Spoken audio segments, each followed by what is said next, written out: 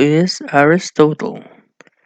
The name Aristotle is frequently found in various historical books.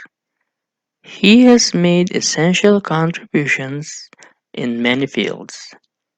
Among these fields are logic, metaphysics, physics, biology, ethics, rhetoric, poetics, and politics. Aristotle was considered one of the greatest philosophers who ever lived. He was also considered one of the first scientists in our history. But who really is Aristotle? Aristotle is a Greek philosopher and a scientist. Born around 384 BC in the ancient Greek kingdom of Macedonia, his father, Nicomachus, was the court physician of Amyntas III, the king of Macedonia.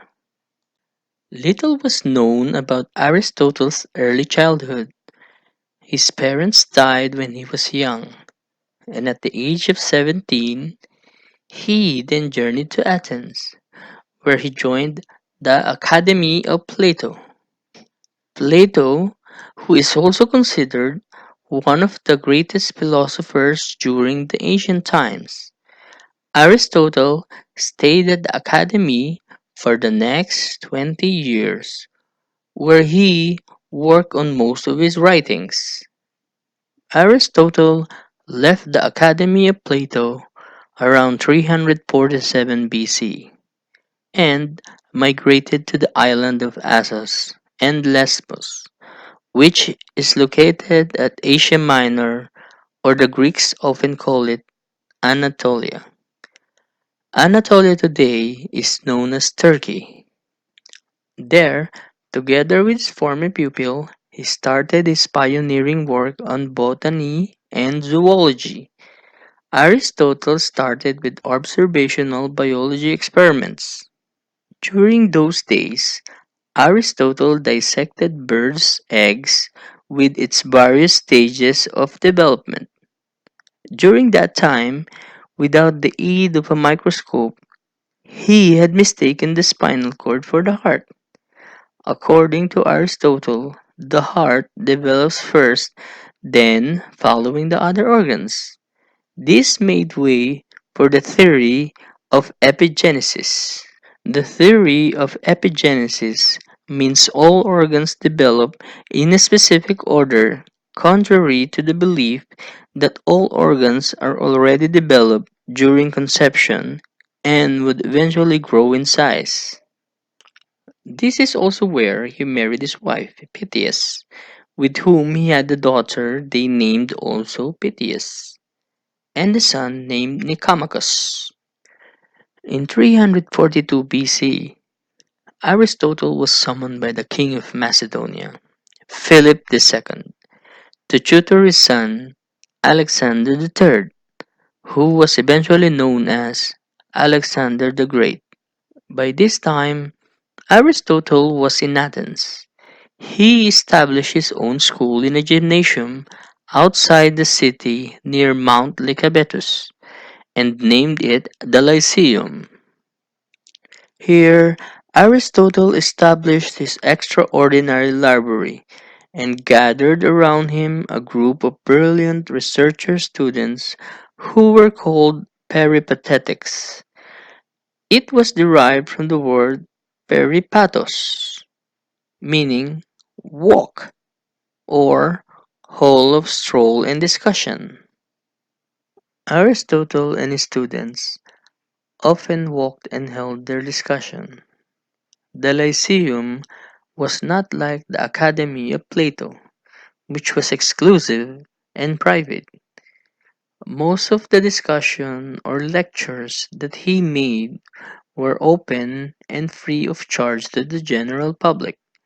The Lyceum also assembled a collection of manuscripts that is considered one of the world's first great libraries. After the death of Alexander in 323 BC, Aristotle left Athens. He left Athens fearing he might fall victim to anti-Macedonian intrigue and under suspicion of impiety.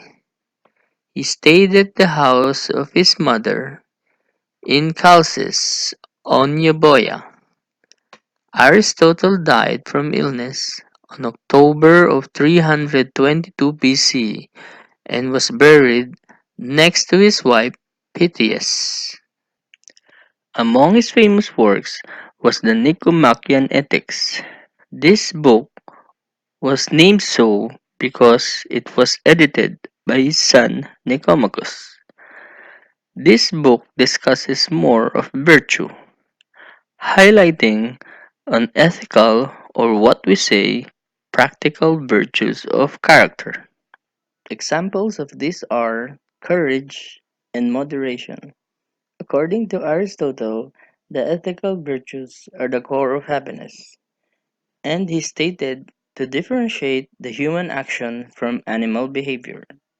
According to Aristotle, there are several practical virtues: courage, which deals with fear; moderation, which deals with pleasure; generosity, which deals with wealth; magnificence, which deals with great expenditures; great pride, which deals with great honors; ambition, which deals with lesser honors; gentleness, which deals with anger. Aristotle also observed that every virtue seems to be bang in the middle of two vices. It occupies what he termed the golden mean between two extremes of characters.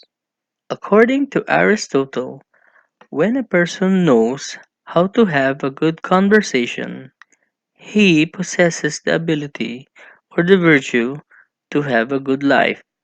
Some people do not achieve this, or they go terribly wrong because they lack what we call sense of humor. According to Aristotle, there will always be a person who lacks sense of humor and takes any social activity or discussion as offensive. But there are others that have excessive humor, which in every occasion would make the group practically happy. So, this book discusses the virtue on what makes people happy. Aristotle emphasized timeless points. You have to check out and sort what are these people's fears. You have to look into the emotional side of the issue. Is the person's pride on the line? Are they practically embarrassed? And round up everything accordingly. You have to make it in a sense that your intentions will not threaten nor be offensive to others. We are all profound students of Aristotle. Today, philosophy may seem to be a dull activity for the new generations, maybe because we have not looked back and given enthusiasm to Aristotle.